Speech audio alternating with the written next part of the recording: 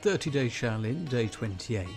The Grandmaster's Q&A have helped provide great insight and assistance with students' progression with the energy arts we practice. Two of these questions explore how far we can take these arts and how to overcome struggle.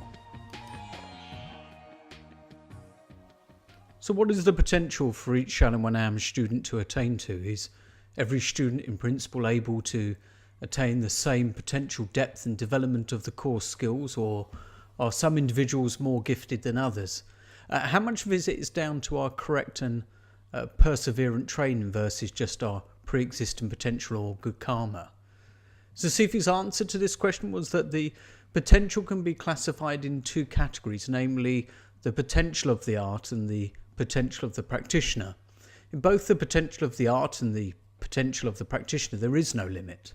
The art can go as deeply as the practitioner can practice it, and the practitioner can attain as much as his natural ability leads him to. So let us take an example. There is no limit to the potential of performing lift in the sky.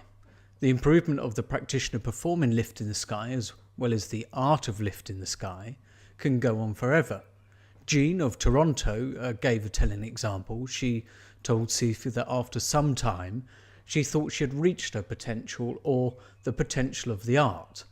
But when Sifu came and she practiced the same art, she improved further. She thought this must be the potential. Yet, when Sifu came again, she practiced the same art. The improvement was often beyond comparison. This must be the potential, she thought.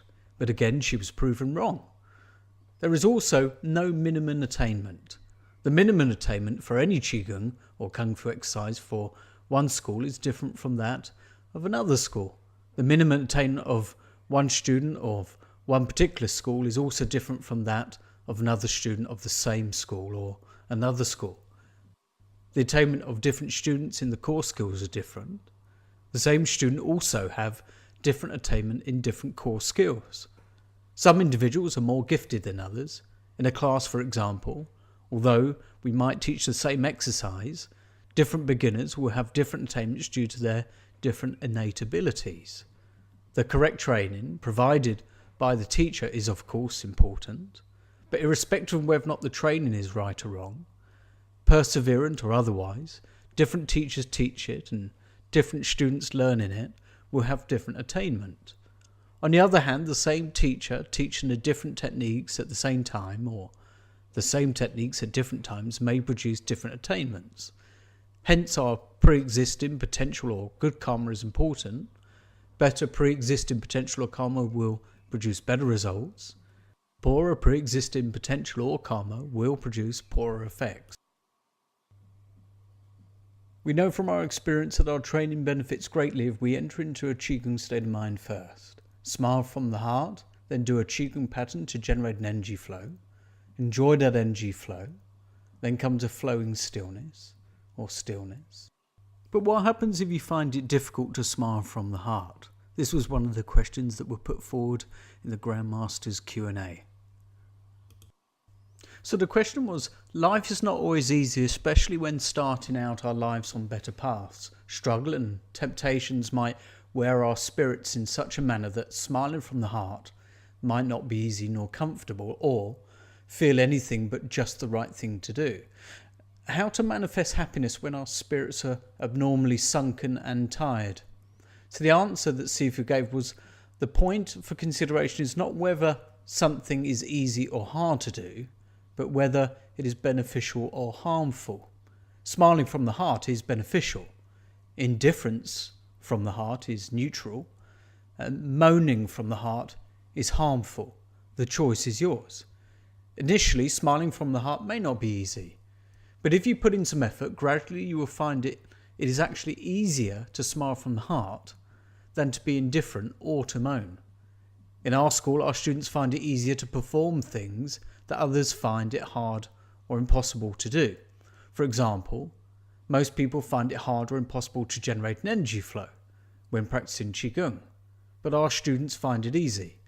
Most people find it hard or impossible to develop internal force when they have the right techniques, but our students find it easy. Indeed, our students are so used to generating energy flow or develop internal force that to do the reverse actually may be difficult. It is the same as smiling from the heart. Our students have a lot of practice in this skill.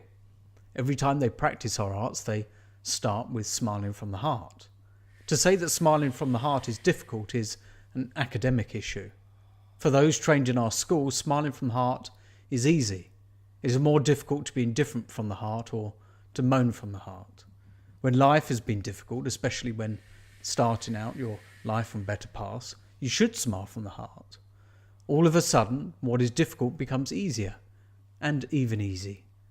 You will find it joyful to start your life on better ground. It is certainly more joyful than starting your life on worse ground, irrespective of whether or not it is easier or harder to do so.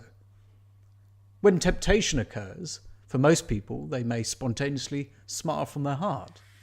Our students will also smile from the heart, but they will also have to assess whether the temptation is beneficial or harmful.